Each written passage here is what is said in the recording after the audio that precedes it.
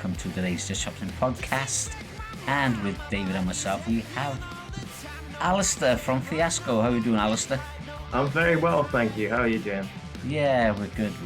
It's Friday. It's almost a weekend, so it can't be bad. Well, it's going to be Sunday when this comes out, but never mind. So, Fiasco, what's going on with you guys? We've just released a new single. We had a big launch party for it. It's called Hey Man. Oh, yeah. That's your second single or not? It's the second single, but it's the first single off the debut EP. Okay, and when's that coming out? So that'll be out in January, hopefully. Oh, that's a long wait now. Well, we've got another single coming out in October. Yeah. So that's the plan, October and January. We wanted to do it in December, but we didn't want us to compete with Santa for radio time, if you know what I mean. Oh, yeah. You know, we don't want to be competing with all the Christmas jingles. So, So we just pushed it back to January. We had a launch show for Hey Man, which was in Tiny Rebel in Cardiff. That was really good. That sold out. And the video, that's awesome as well. Besides that, we played last night at the Moon. Do you know the Moon in Cardiff? Yes, yeah. Yeah, we were just there yesterday. Opening for a band called the 409 Club and Tiger Bay. Okay. Yeah, I've heard of Tiger Bay, yeah. It's not Shirley Bassey's band, is it? Yeah, it is. She was there. They're a bit more indie, but they're cool. Definitely good. Nice guys as well. Oh, right, okay. Yeah, there seems to be quite a lot of rock, blues rock type stuff coming out of South Wales at the moment.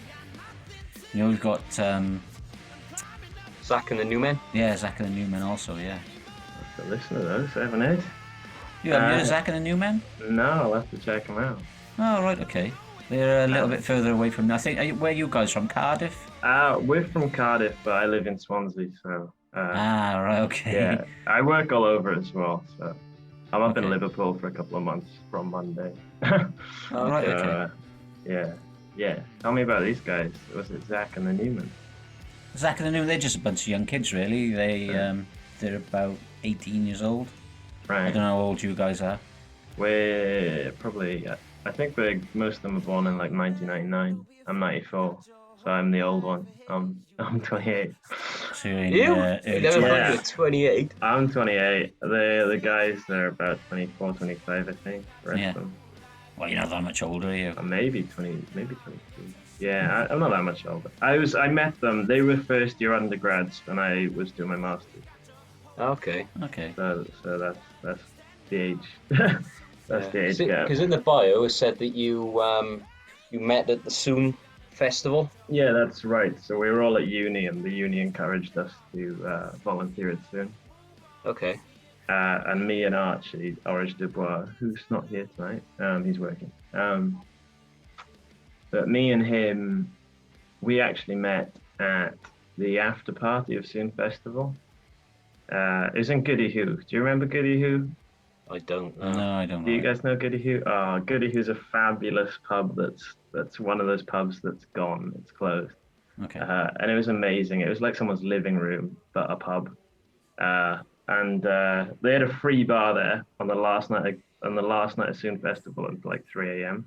So all the Soon Festival staff got rather blitzed, and me and Archie, we got talking. I don't know why, but we just, those nights you just click with someone and you just like instantly best friends. Yeah.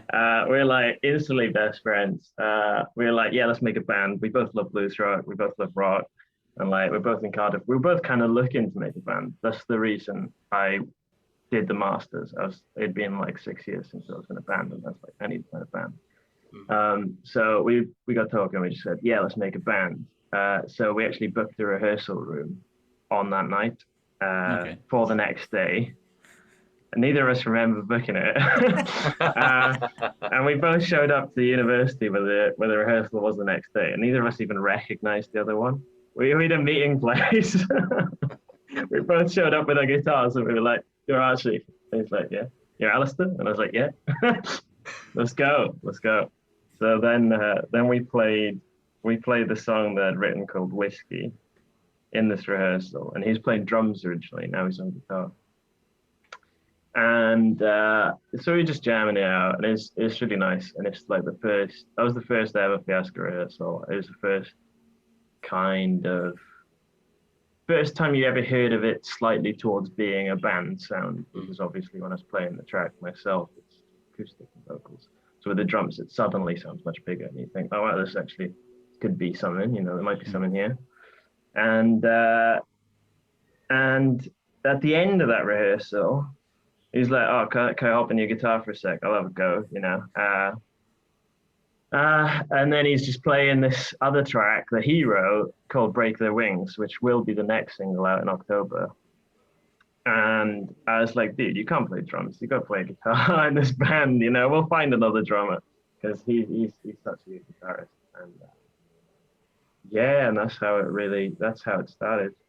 And then we kind of met the other two through, I don't know if you know Porter's in Cardiff. Yeah. Porter's Pub, which is another one that's kind of closing down, but also kind of moving. But anyway, we met George there, who's the bassist, who's one of probably the best musician I know.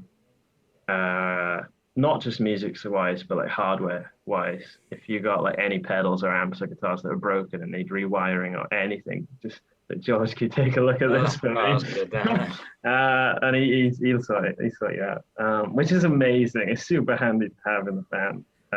And genuinely, like, it's also kind of awkward because the best guitarist in the band isn't playing guitar, he's playing bass.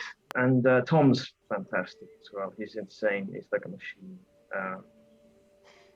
They all blow my mind. And the fact that, like, it's really actually amazing that, when people like that want to play your songs, I'm just like, whoa, I don't even have to pay them. Like, it's just nice, which is amazing. It's incredible. Tom's awesome. They all are. If you listen to the track, besides from my voice, listen to the stuff that Tom and George and Archie do. It's really good. And in the studio, watching them in the studio, it's like, I could do that all day, Yeah. I could just How did you get the name? Is that from when you met? When you had your drunken meeting the next day, or? Yeah, no, the name actually so I was in two other bands before this, throughout the course of my musicianship. I don't know, throughout the course of playing music. And in my first band, which was called Atlas, which is kind of where I really got into the whole band vibe. That was when I was like 16. We played for a couple of years as well, like two maybe 3 years. But so one of the other names for that band when we were running around with names was something called Vibe Fiasco. Okay. So when we were naming this new band in Cardiff, I said to the guys, well, I really like this name Vibe Fiasco before from one of my old bands, which we never ended up using. And they were like, I'm on the fence about it. But then Archie was like, well, I like Fiasco. And then I was like, yeah, okay. Go. I'm happy with Fiasco as well. Let's go with that. And like, it kind of suits us, because I feel like sometimes we can be a bit disastrous. We always pull it together, We always pull it together. It's just, So when you do a show, then how many tracks have you got to do a show? Obviously, you've got an EP coming out. So for the set, we've probably got like a dozen standing originals that we do.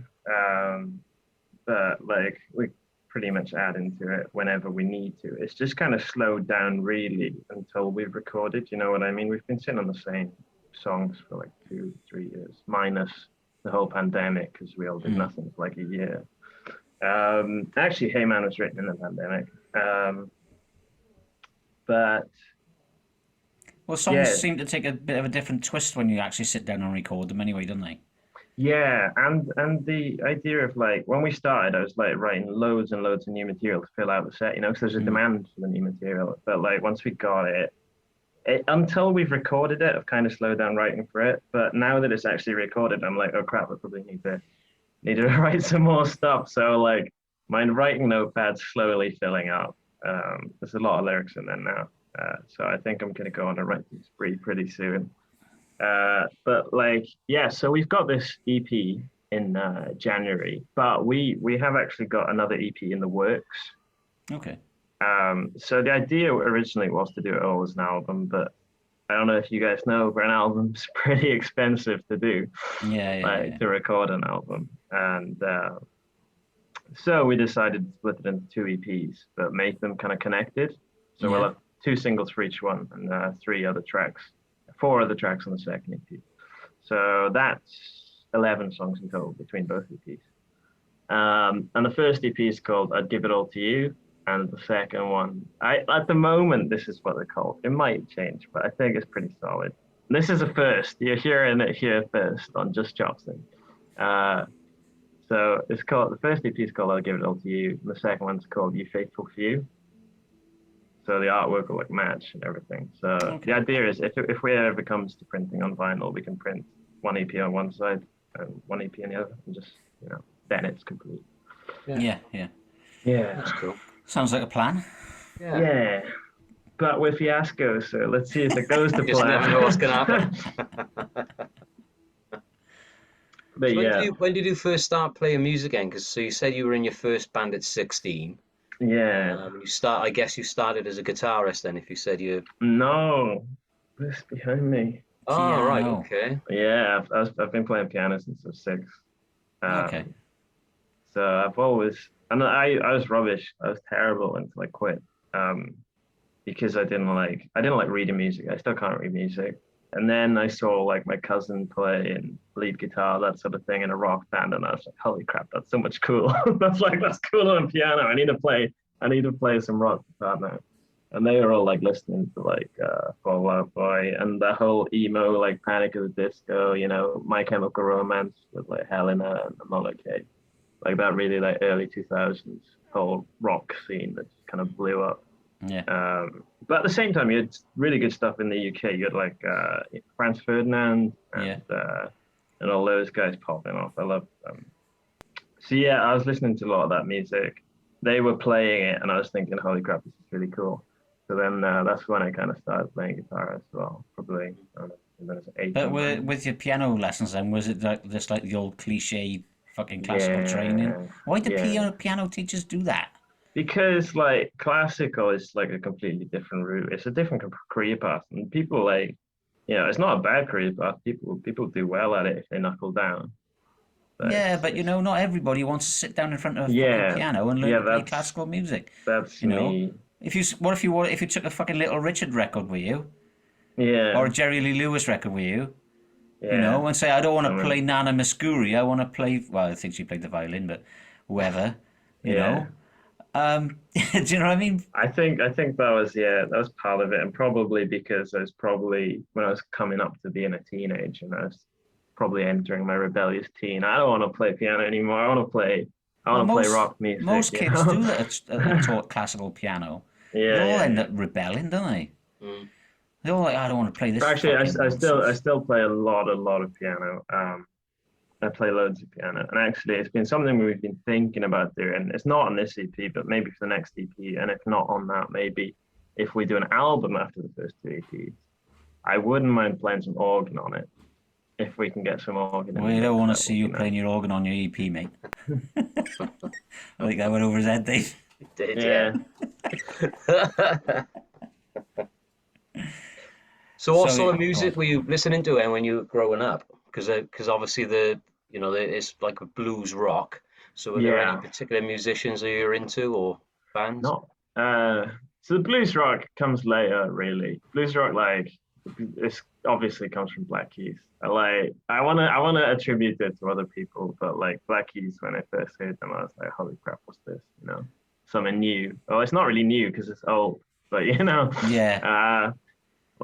And then you start going down the route of like, I don't know if you know the band Rival Sons. Yeah, the quality, yeah. Rival Sons are fantastic. And I saw them in Cardiff recently with Tom, the drummer from the band. And like the thing with Rival Sons is you listen to their record and you think, this is amazing, but holy crap, this guy, no way this guy sings like this live, This is like a cut in the studio. He's taken like days for it to get his perfect take. And then you watch them live, you watch them on YouTube, and every performance is like absolutely mind-blowing. And it's just the Rival Sons are kind of the whole inspiration for this. Maybe you could create indie blues. Indie blues. Oh, that sounds quite good, doesn't it? Maybe. You do get like indie blues, like some of the. I don't want to jump straight to a cliche, but some of the Arctic Monkey stuff, like Arabella, it's pretty bluesy. There's another band that I really love, who are probably more kind of indie blues. It's I don't know if you know the band Hello Operator. No, not come across it. They're like a kind of small-ish. I think they're like a London-based band, but I was listening to them around the same time as the Rival Sons. They're a bit more like, I don't know, they're kind of, they're a bit more indie, but they're really, really good, really riffy. Okay. And like, so I don't know, maybe we'll see some sparks of indie come in, but for now we'll probably stick to the rock. If we are going to change direction at all, it might be in a bit more, might get a bit more psychedelic / proggy. No, don't go down a fucking prog route, man. not like crazy prog, but I like to mess with time signatures. I think that comes from I've always been obsessed with Biff Clyro, but they mess with time signatures, and I've always loved that. And it's in a couple of the tracks now. In Hey Man, like this, the most of the riffs are in 5. One of the pre-chorus drops a beat, So I don't know. I think we might end up going maybe towards that. I don't know. Well, obviously, we're not going to go all the way. Not everything's going to be mathy from now on. But there might be like a couple of tracks that are a bit more experimental. Definitely, if we get some organs on there. I took a listen to the first one, the Hey Man, and I said to Terry earlier, it's to me, I don't know if you've heard of the band, the Dust Coda, and it sounds a bit Dust Codery to me, the first track. Check them out. Dust Coda, yeah. They're really good, actually. They're a really good band, nicely crafted together, it's doing well, and to be fair, it's like a lot of the festivals that I go to, there is a kind of like a blues tinge coming to it now, because like Chris Barrett's band is doing really, really well, and he's popping up at a lot of festivals. Even when I went and watched Guns N' Roses the other week, they had Gary Clark Jr. supported him as well. And that's the name that I forgot. That's the name I blanked out. Gary Clark Jr. Yeah, he was awesome. Incredible. Very good. Yeah. So it's definitely making I don't think it's ever gone, but it's making a comeback. And I think blues and rock has always been pretty closely connected anyway, because you have rock and blues festivals, don't you? So So what's your kind of like your ultimate goal then? I said to Terry, I wondered whether, for you boys to sort of go full circle, or maybe to play at the Soon Festival. Is that something? Have you already done that? Yeah. Soon. No, we haven't yet. Yeah. We did get in touch with them like a year or two ago. I don't know. Goal for us, soon would be great. Soon would be really good. And I love performing as well. So. Okay, yeah. Some people get quite anxious over it, don't they? Mm-hmm. I mean, I writing stuff, well. but then performing is a bit of a different story, like. Yeah, I think I assume everyone suffers with like performance anxiety, different degrees. I think I've gotten much better at it. Like when I was in the band when I was 16, like I used to drink like not drink alcohol, drink like 3 cans of Monster and play the songs like 3 times as fast.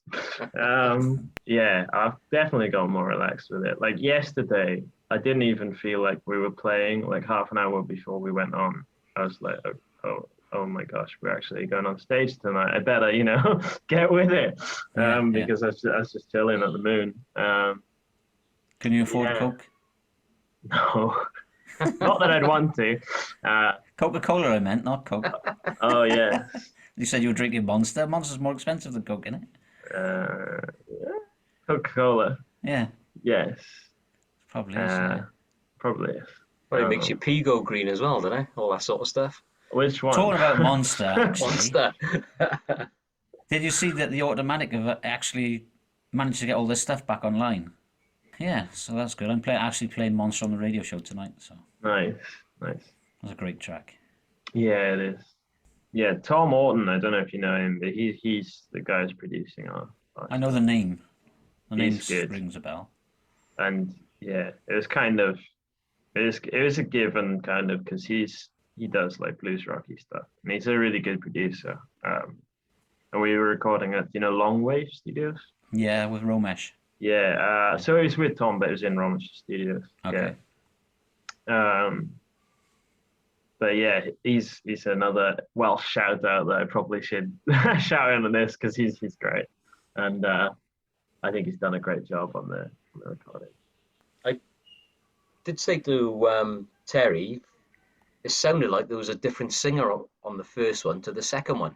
No, it's me. I know, and he said no, it can't be, but it did sound, because it sounded like for the second one you really put some balls into it, if you know what I mean. Fair enough. Yeah. You're not the first person to say that either, because Matt Bond, who mastered the tracks, both of them, he's the guitarist from the Dirty Youth. You know Dirty Youth? Yeah. So he did the mastering for us, and he said you've really found your voice. Yeah, I was going to say you've probably grown in confidence, actually. Yeah, probably that as well. Yeah. Yeah. Well, it was who were you talking to? And she said, for women, I know it definitely was. Your voice like matures up to at a certain age. You sort of like it's like 28 years of age, and then your voice is at its most mature or strongest, or something like maybe that. Yeah. I remember. I thought you made it up. To be honest. No. One you said it. It was the person we were talking to. Was it Carol Hodge?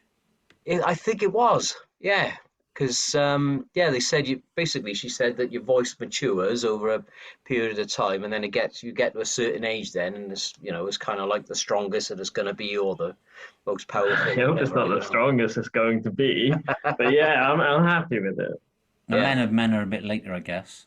Yeah, I would have thought so. Yeah. Or maybe even earlier. Yeah. You never know. Yeah. But no, I mean, obviously, I listened to it briefly as well, and you can tell the difference in the two vocal styles. But to me, it just seems like you've just grown in confidence, to be honest. You've had a year or so in between recording them, I think. I think as well with Hey Man compared to Animal, like the highest note in Animal is the years on the outro of it. And that's in Animal where I'm pushing my voice most of the time. Yeah. But it's right at the back of the throat. And in Hey Man, I think like most of the song is at that pitch. So I'm kind of pushing my voice the whole song at that pitch instead of, So it might be that as well. I'm not really sure. I think I'm growing into my voice, which I'm happy about. Yeah, all right. And mate, so you've got any shows coming up?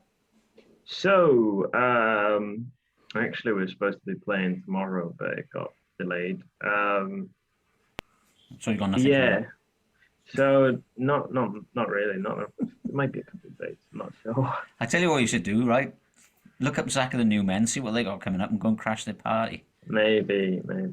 That's definitely a good idea. Yeah. That's what I would be doing. Do you know what I mean? Yeah. Well, how available are you all for gigs and stuff? So when we take gigs, I basically say straight off, I can really only do Friday, Saturdays, Sundays, because at a push I can be flexible around Friday, Saturday, Sunday. I can't. Are you all pretty similar on that? No, the other guys. Well, Archie's busy. He works at Tiny Rebel in Cardiff. Shout out to them because they're great. Yeah. Well, I mean, you've only got 2 singles out. You're not going to get your headline tour just yet. Like. No, I know. I'll probably listen back to this maybe in a couple of years and think you're an idiot. But well, that's what you need to do. You should, being in a band, you need to be networking all the time. Yeah. Yeah. It's important, and it's important to get out and meet people, especially at other gigs as well. Yeah.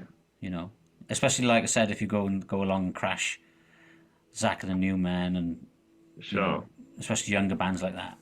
Yeah. Yes, I can't believe you don't know none of these bands and you're a musician living in Cardiff. Yeah. Yeah. All right. Well, thanks for having me on. No problem. Thanks for coming on. I'll probably have to chop half of this out. Fine. It's fine. take 22, clap. Got that in, you know. Are we able to check the video on the back end of it now, or we've?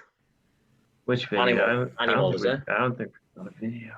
Oh, right, okay. Video. Okay. We've had 2 videos shot. One of them was like, it was okay, and the other one was awful, so we didn't put either of them out. All right, dude. Yeah, I'll get in touch. All right, thanks for having me on. No worries. Thanks for coming on. All right. Cheers, buddy. I'll catch you later. Ta-da. Bye.